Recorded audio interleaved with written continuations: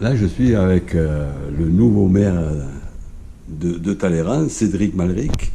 Alors, ben, depuis quand tu es maire? Alors, on a été élu en 2020, le 3 juillet 2020. D'accord. Et Voilà. toi, tu avais déjà une expérience quand même Alors, j'ai eu une expérience quand Maxou était maire, hein. Donc j'ai fait partie de son équipe dans son dernier mandat, Ouais, de 2008 à 2014, et j'étais adjoint aux travaux. Voilà. d'accord. Donc tu connais bien le village, les chemins, les rues, tu connais tout. Alors, voilà, donc j'ai grandi à Talleyrand, Oui, donc je suis passé par l'école primaire de Talleyrand, et oui, c'est vrai que je connais bien la commune, du fait aussi que je sois chasseur. Et quand on est chasseur, on arpente les garrigues et on apprend à connaître tous les chemins et viticulteur aussi, donc c'est mon activité principale. Donc oui, je connais assez bien le territoire talleyrand. et donc dans le nouveau conseil municipal, j'ai vu qu'il y avait quand même des gens qui venaient de l'extérieur qui se sont intégrés. Oui, Ça, c'est quand même tout à fait. intéressant. Alors tout à fait.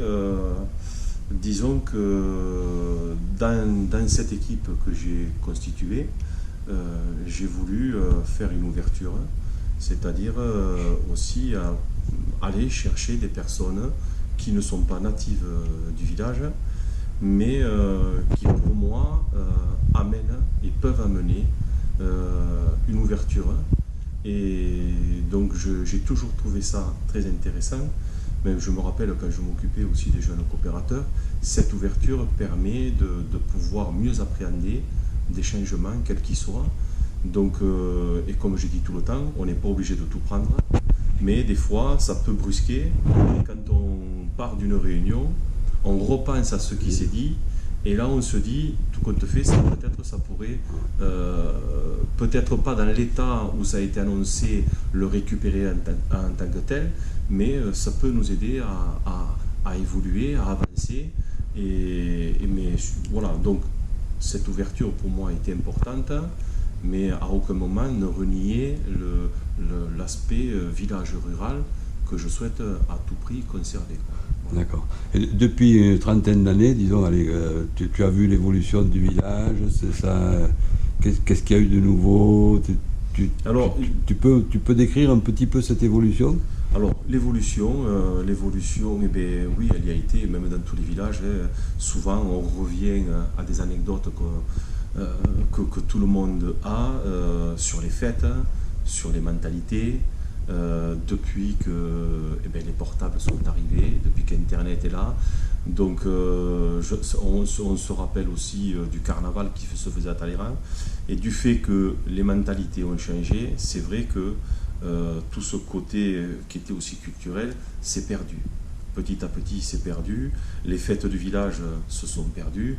Ma génération, on a eu la chance de connaître, je dirais, les dernières où il y avait cette envie de sortir, d'aller rencontrer du monde.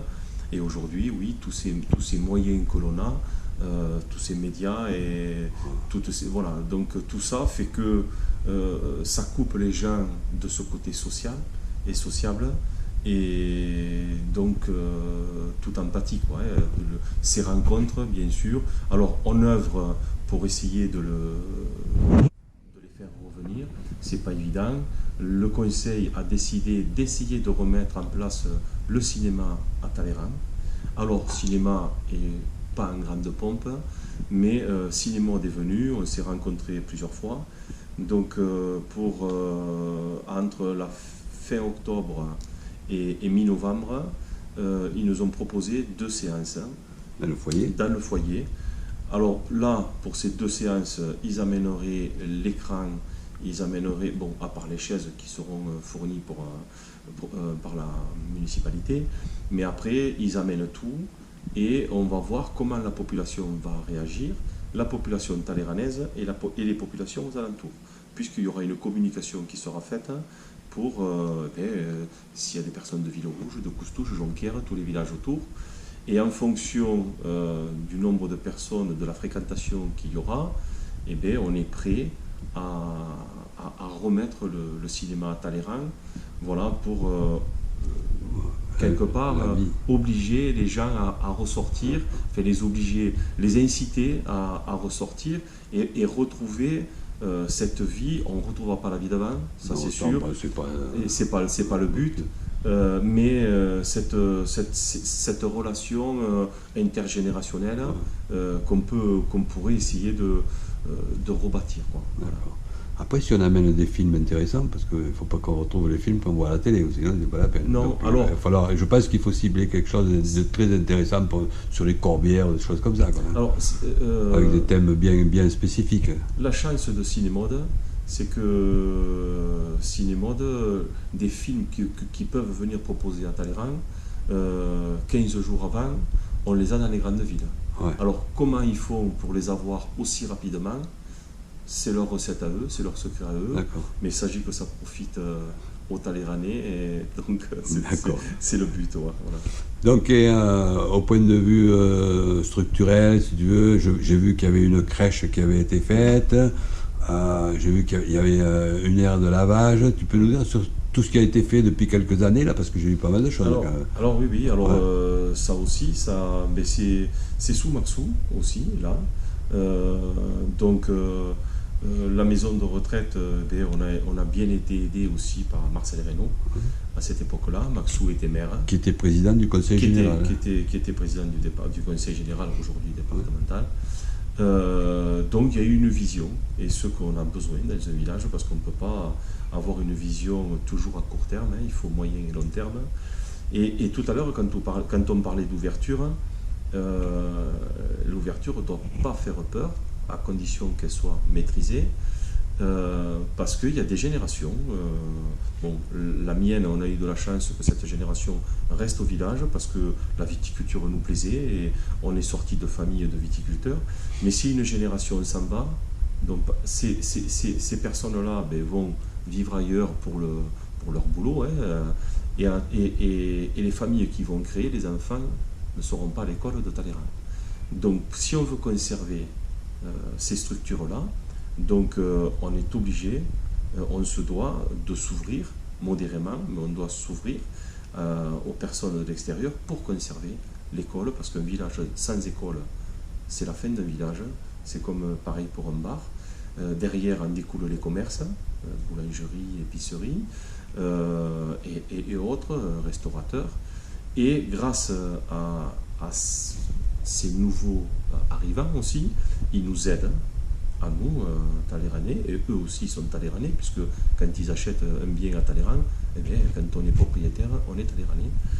Et donc, on a pu voir une crèche intercommunautaire se créer à Talleyrand, donc, et bien sûr cette maison de retraite, l'EHPAD, voilà, qui amène un plus à la commune. Il y a des personnes de Talleyrand qui y travaillent, donc ils ont un emploi sur place. Quand on voit aujourd'hui le coût de la vie, quand on peut aller travailler sans prendre la voiture, donc c'est vraiment très très intéressant. C'est sûr. Donc en fait c'est toute une chaîne, et on doit prendre en considération tout ça pour que le village continue, vive et puisse progresser, évoluer. Voilà. Après, il y a les gens de ma génération qui sont partis et qui sont revenus à la retraite. Moi, je suis en train de faire le décompte, là, il y en a pas mal quand même. Il y en a pas mal. Et ça c'est satisfaisant quand même, c'est bien. Et puis en plus, des gens qui s'investissent dans la vie du village, puisqu'ils sont natifs du village. Alors, pour eux, c'est bien plus facile de s'investir, puisqu'ils ont grandi jusqu'à ce qu'ils partent pour un travail. Ils ont grandi à Talleyrand, donc ils connaissent par cœur le village. Le travail les a amenés à s'exiler, mais quand ils reviennent, oui, c'est fort intéressant, parce qu'ils arrivent avec une expérience, un vécu, et qui peuvent communiquer, où on peut dialoguer, discuter, et ensemble construire quelque chose pour Talleyrand. Et il y a aussi des étrangers qui sont bien investis dans la vie du village. Moi, j'ai rencontré une de tes conseillères municipales qui vient d'arriver il y a 2 ans, et elle est dans ton conseil. Donc c'est quand même intéressant ça aussi. Hein. Alors c'est très intéressant. Alors moi je n'emploie pas le mot étranger. Oui, non, j'emploie le mot personne d'extérieur. Ouais. Étranger, quand je suis parti au Canada, moi j'étais un étranger au Canada. Mais oui, parce que on a des personnes qui arrivent de tout horizon, qui ont eu une vie professionnelle totalement différente des uns des autres. Et c'est là où chacun a eu un vécu, a des expériences. Certains ont pu être élus, comme cette dame que tu as rencontrée, a déjà été élue, et dans d'autres communes, il se faisait certaines choses. Donc, et aujourd'hui, on a un conseil jeune qui a été soumis par cette dame. Donc voilà, pour l'intérêt de ce conseil jeune, maintenant que j'en parle, c'est qu'on souhaite que la jeunesse s'approprie son village. Donc on a la chance d'avoir une maison des jeunes. Cette maison des jeunes est de nouveau ouverte avec des responsables, 4 responsables qui ont les clés et qui ouvrent, parce qu'on l'a ouvert à partir de l'âge de 13 ans, mais les responsables de clés sont un peu plus âgés. Mais pour qu'ils aient un lieu de rencontre, s'ils veulent faire une petite fête, s'ils veulent jouer au ping-pong, s'ils veulent se rencontrer en dehors de leur tablette ou de leur portable ou jeu, qu'ils aient une vie un peu plus conviviale et entre collègues. Elle est où là? Le local, il est où là? Alors la maison des jeunes, elle est derrière le bar. Là où il y avait les douches là?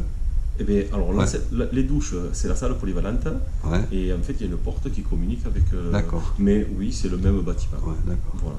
Moi, j'ai eu un exemple, justement, de gens qui viennent d'autre part, comme tu dis, avec un Américain que j'ai interviewé, là, et je lui ai fait 5 minutes d'interview, et il m'a dit, moi, je veux finir ma vie à Talleyrand. C'est quand même extraordinaire. Non, il est bien intégré, lui. Voilà, ce qui est bien, c'est que les personnes qui ont fait le choix de venir à Talleyrand, c'est qu'à un moment donné, ils l'ont traversé, bien sûr, ils s'y sont peut-être promenés, et ils doivent pouvoir bien y vivre. Comme tout habitant de Talleyrand, on est là pour bien vivre. La vie, des fois, est tellement difficile, et des fois un peu cruelle. Donc je dis tout le temps, pourquoi s'embêter quand on peut vivre heureux, et donc à Talleyrand, il y a cette âme, il y a... donc il faut la conserver, il ne faut pas qu'elle s'échappe. Et voilà, il faut que les gens soient bien à l'endroit où ils vivent. D'accord. Alors, pour cette mandature, tu as quelques projets phares ou continuer dans la foulée à améliorer le village? Alors, ce que j'ai pu dire à la réunion publique, dans la profession de foi, donc il y a terminé le schéma directeur d'eau potable. Donc ça a été monté sous le mandat de Maxou. Maxou s'était pas trop trompé, et il m'avait dit, Cédric, parce que j'étais un peu plus jeune, donc avec un peu plus de fougue, je dirais, et il m'avait dit ça prendra au moins 10 ans. Et effectivement, il avait raison. Donc là, on va terminer cette année, normalement à la fin de l'année, le schéma directeur d'eau potable. Il y aura les 3/4 du village où l'eau et l'assainissement seront tout neufs, tout aura été changé. Et donc après, là, on va perdre la compétence en 2026. Une loi est passée de l'eau et l'assainissement. Oui, parce qu'il faut dire qu'actuellement, on a une grande source, et c'est la... Alors aujourd'hui, la commune, tous les maires qui se sont succédés ont toujours tenu à ce que la collectivité ait l'eau en régie, gère l'eau, gère ses ressources. Donc, mais là... Et ça, la loi va dire? Alors, normalement, elle devait être effective en 2020. Le président Macron l'a repoussée en 2026. J'en avais parlé avec Madame Robert, ex-députée, avant les élections, qui avait dit la loi est passée, donc en 2026, les collectivités perdront les compétences. Cette compétence-là, alors se pose la question, si on perd trop de compétences, quel sera le rôle du maire et d'un conseil municipal? Aujourd'hui, on n'a pas la compétence, on n'a plus la compétence de l'urbanisme, c'est la communauté des communes. Demain, en 2026, ça va être l'eau et l'assainissement, la communauté des communes. Donc c'est un réel danger de perdre petit à petit toutes ces compétences, parce qu'en fait on s'éloigne de la base. Et là, si demain ou ce soir il y a un problème d'eau ou d'assainissement, on sait qui venir voir pour qu'on puisse intervenir rapidement. Le jour qu'on perd cette compétence, on n'a plus à intervenir. Donc le temps que l'information, elle peut aller très vite, de partir à la communauté des communes, mais avant qu'un agent de là-bas vienne pour intervenir, donc ça va prendre plus de temps. Et ça, c'est, enfin, moi je le regrette, je le déplore. Mais bon, après, il se disait qu'il y aurait peut-être des dérogations. Mais une dérogation, comme je disais à Madame la députée, si derrière on ne peut pas avoir d'aide de subvention si on a des travaux, quelque part on va être obligé complètement, même s'il venait à y avoir une dérogation. Donc ça peut être obligatoire, déguisé mais obligatoire, si on n'est pas aidé. Sur des projets comme là on est en train de faire dans le cœur du village, on est aidé à 80%. Bon, il faut aller chercher les subventions. C'est le conseil général, ça, c'est qui Là, en fait, c'est l'agence de l'eau. Il y a le département, il y a l'État, suivant sur les volets sur lesquels on va. Mais l'agence de l'eau est dedans aussi. Mais l'agence de l'eau aussi, aujourd'hui, commence d'abord à financer les EPCI, hein, les intercos, hein, les intercommunalités. Et après, bon, nous, on est passé, on a eu de la chance d'avoir les 3 tranches subventionnées à 80%. Donc quand on a le maximum, 80% c'est le maxi, quand on a ces sommes-là, eh bien, on peut faire des travaux pour le bien de la commune. J'ai entendu parler d'un jardin. Alors, on va faire un projet là. Hein. Oui, on va faire une aire de détente. Donc il n'y aura pas de jeu d'enfants. C'est vraiment une aire de détente du côté du Soulier. Le conseil en a conclu qu'il manquait un petit peu de verdure, c'était pas assez végétalisé, cette partie du lotissement. Et en même temps, on a cette idée de faire le lien avec la maison de retraite, hein, qu'il n'y ait pas le village, lotissement, maison de retraite. Donc on a décidé, j'en ai parlé avec la direction de l'EHPAD, de créer un ponton pour les résidents de l'EHPAD qui pourraient venir directement, parce qu'il y a un ruisseau qui sépare les 2 parcelles, et avoir un ponton. Alors on n'a pas parlé des associations qui sont quand même très importantes dans les villes, dans les villages, qui font vivre aussi la population. Voilà, donc les associations, c'est, comme tu viens de le dire, hein, c'est la vie du village. Hein. Donc ce que je dis aux associations quand je les reçois, c'est que nous on est là pas pour faire à leur place, hein, mais on est là pour accompagner, que ce soit financièrement ou que ce soit avec le matériel. On est là pour les aider, les accompagner du mieux possible. Oui, et c'est vraiment la vie du village. Quand les associations sont actives, eh bien, ça fait faire. Il y a du mouvement dans le village, automatiquement le village vit. Voilà. Donc les associations, là, il y a l'association communale de chasse. Donc avant c'était le petit gibier, tu as pu le connaître. Aujourd'hui, principalement c'est le sanglier, c'est presque le seul gibier qui reste.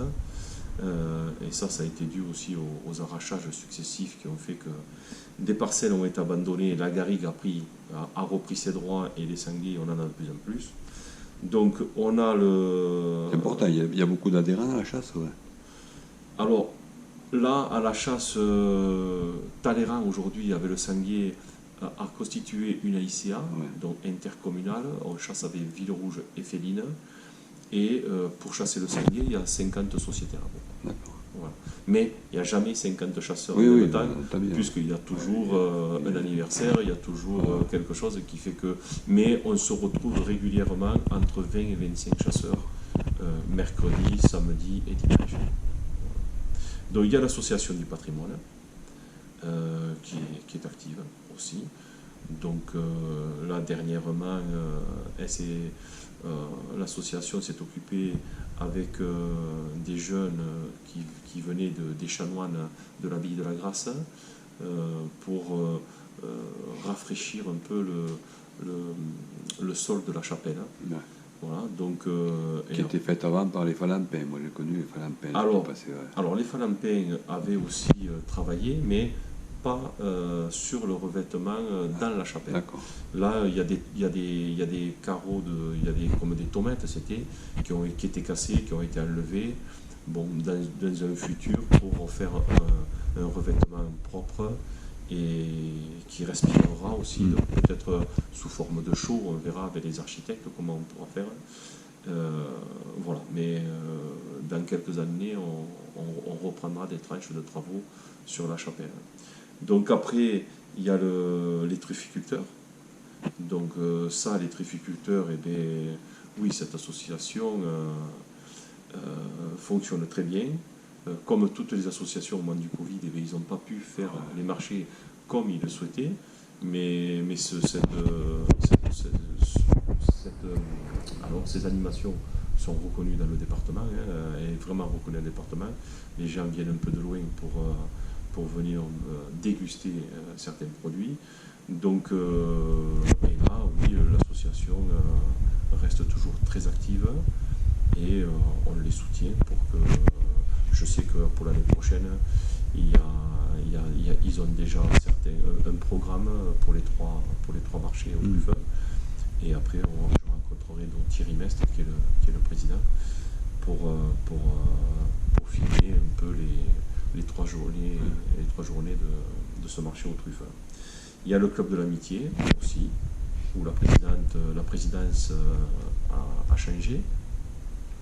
Et donc, tu es au courant, c'est ta sœur qui est à la tête maintenant. Donc, qui ont repris, qui ont refait ce qui se faisait avant, les concours de pétanque. Et on a pu s'apercevoir que les gens de Talleyrand sont sortis massivement pour aller faire ces concours et en même temps profiter du bar et d'aller boire un coup et la convivialité. Voilà. En un seul mot, c'est la convivialité. Dans la gym hebdo, il y a deux formes de gym hebdo. Il y a la gym douce et la gym un peu plus tonique, j'appellerais.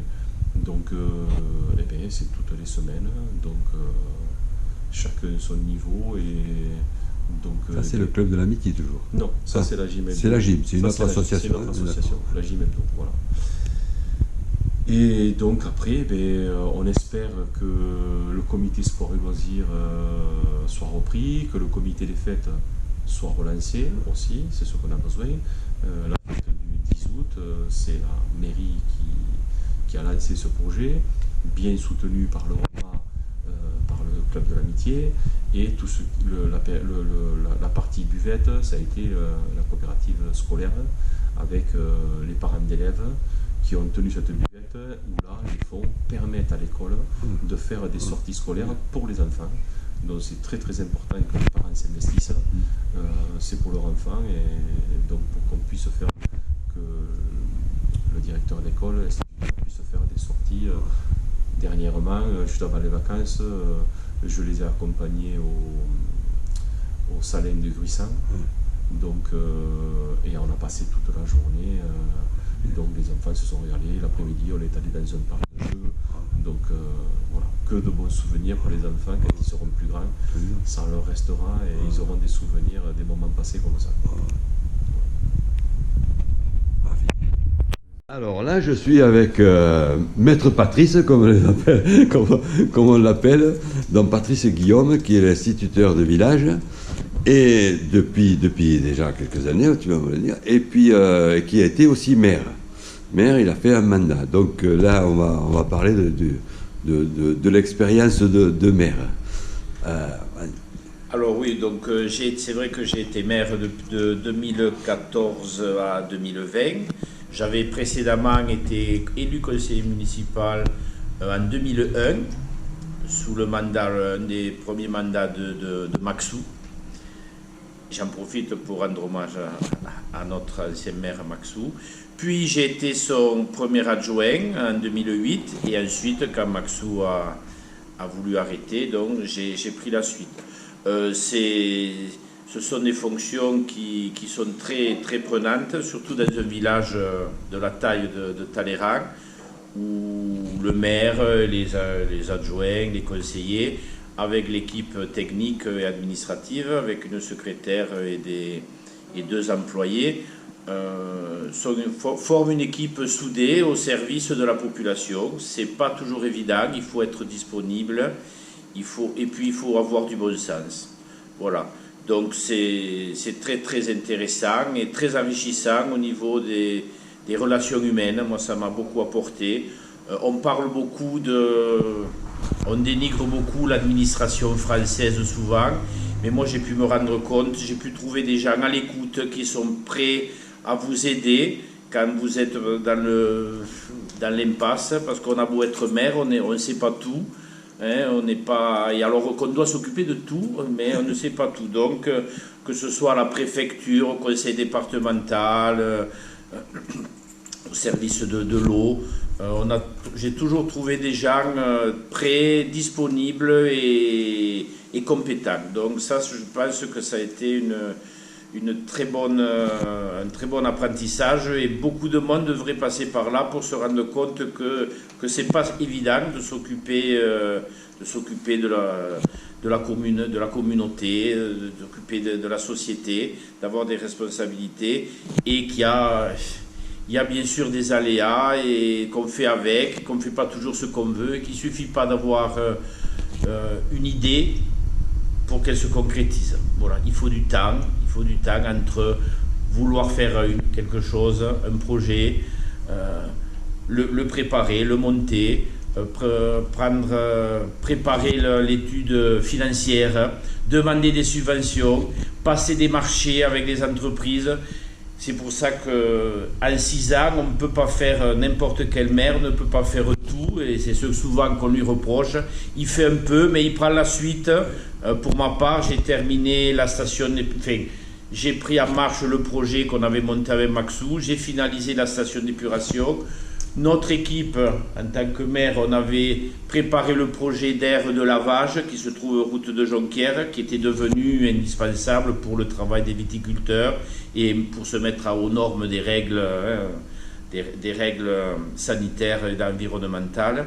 Et c'est Cédric, mon successeur, qui l'a inauguré. Voilà, je veux dire, il faut se placer dans ce temps-là, et c'est pas comme quand on est privé chez soi. Quand on a envie de changer une porte, on change la porte, et voilà. Dans une mairie, dans une collectivité, ça marche pas comme ça. Ouais, ça s'étale sur plusieurs mandats, c'est clair. Voilà. Clair.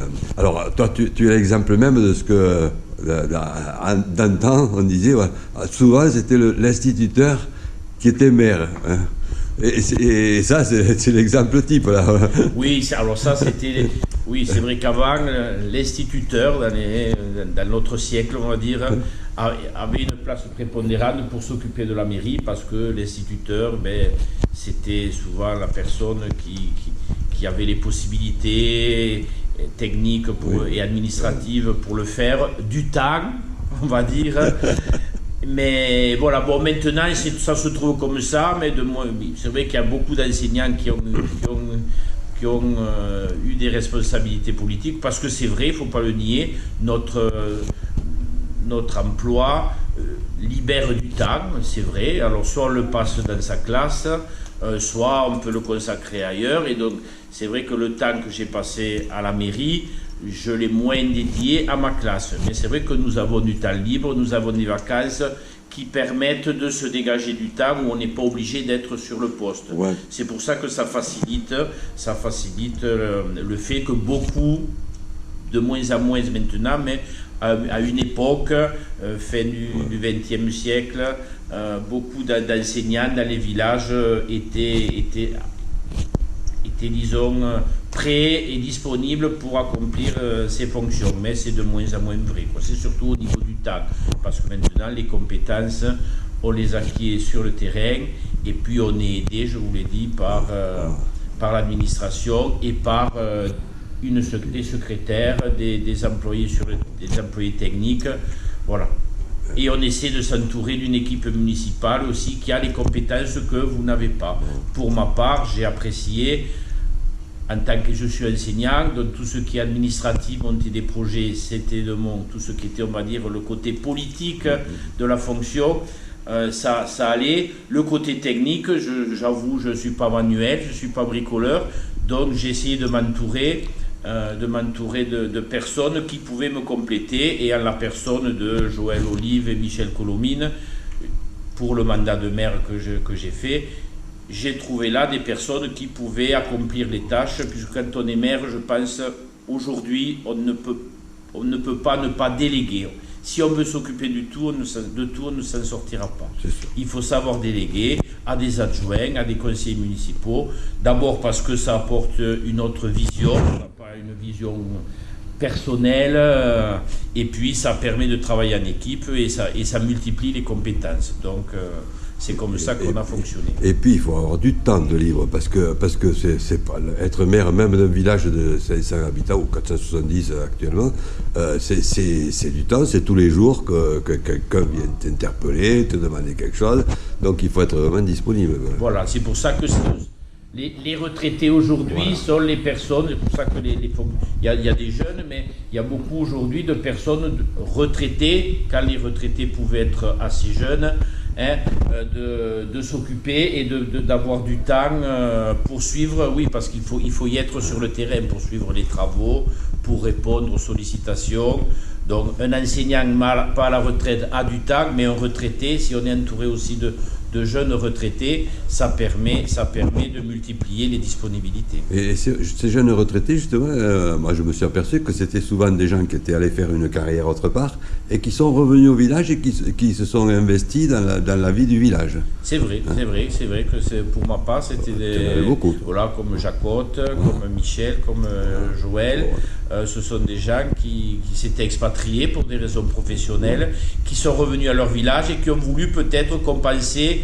Bon, je sais pas, ça rentre dans la psychologie, il faudrait leur demander, mais qui ont compensé le fait d'avoir été absents de Talleyrand de façon normale, pour leur vie, et qui après, quand ils reviennent, ont envie de rendre ce que Talleyrand leur a apporté, de donner de leur temps pour la commune. Donc je crois que c'est quelque chose de positif et de formidable.